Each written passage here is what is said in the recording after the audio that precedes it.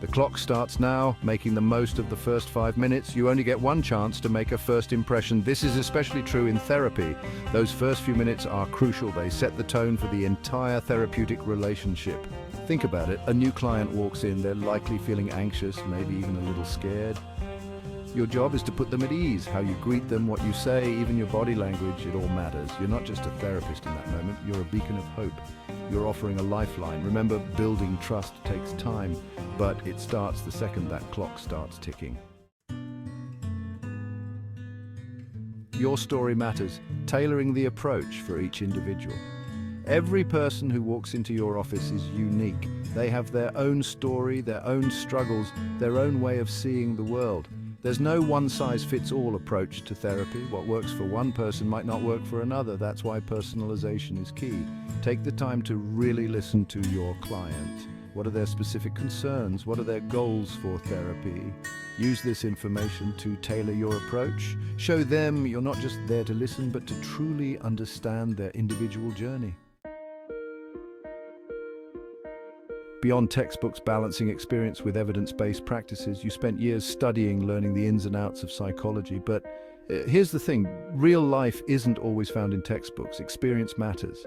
It gives you a gut feeling, an intuition that you can't learn from a book. But don't discount the science. Evidence-based practices provide a framework, a foundation for your approach. The key is finding the balance.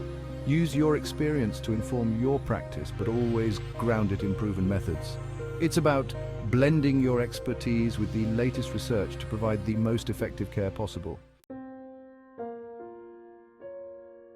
Understanding the ladder of needs, a hierarchical perspective on therapy. Think about it, you can't expect someone to delve into their deepest fears if they're worried about where their next meal is coming from.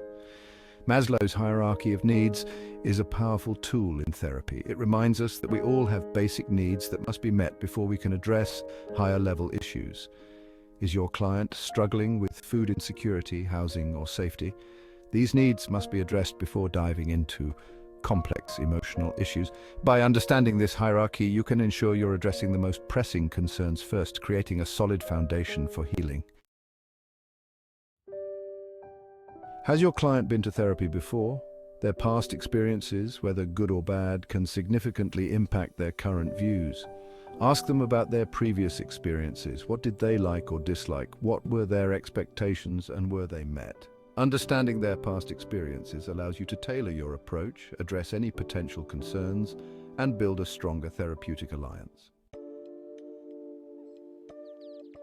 Words are important, but they're only part of the story. Non-verbal cues speak volumes. Pay attention to your client's body language. Are they making eye contact? Are they fidgeting or tense? Their posture, facial expressions, even their tone of voice can provide valuable insights into their emotional state. By learning to read these cues, you can better understand their unspoken feelings and respond with empathy and understanding.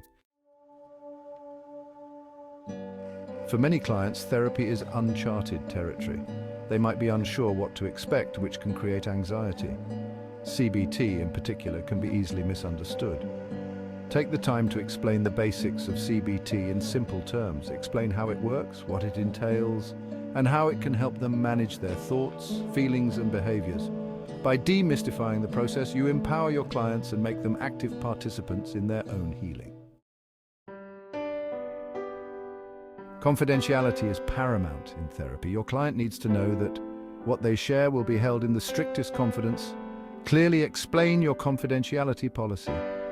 Let them know you're a safe space to share their deepest fears and insecurities without judgment. Creating a comfortable environment is equally important. Make sure your office is welcoming, warm, and free from distractions. Remember, your client is entrusting you with their vulnerability. Honoring their trust is essential for building a strong therapeutic relationship. Let's face it, there's still a stigma surrounding mental health.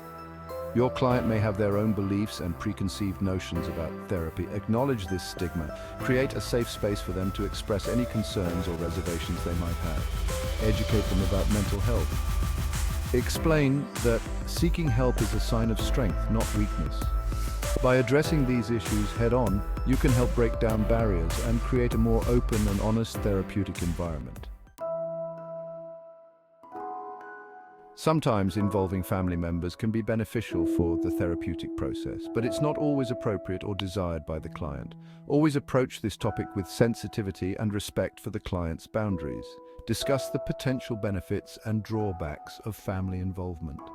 If the client is open to it, explore ways to involve family members in a way that feels safe and supportive for everyone involved. Remember, the client's well-being is always the top priority. Culture shapes our beliefs, values, and how we experience the world. It plays a significant role in the therapeutic process. Be mindful of your client's cultural background. Avoid making assumptions and be respectful of their traditions and beliefs. Educate yourself about different cultures. Be aware of your own biases and how they might influence your interactions with clients. By embracing cultural sensitivity, you create a more inclusive and effective therapeutic experience for everyone. Building rapport isn't a one-time event, it's an ongoing process that continues throughout the entire therapeutic relationship. Remember to be present, attentive, and empathetic in every session. Show your clients that you genuinely care about their well-being. Building trust takes time, consistency, and a genuine desire to help. But the rewards, seeing your clients heal, grow, and thrive, make it all worthwhile. So make those first 5 minutes count. You never know how much of a difference you can make.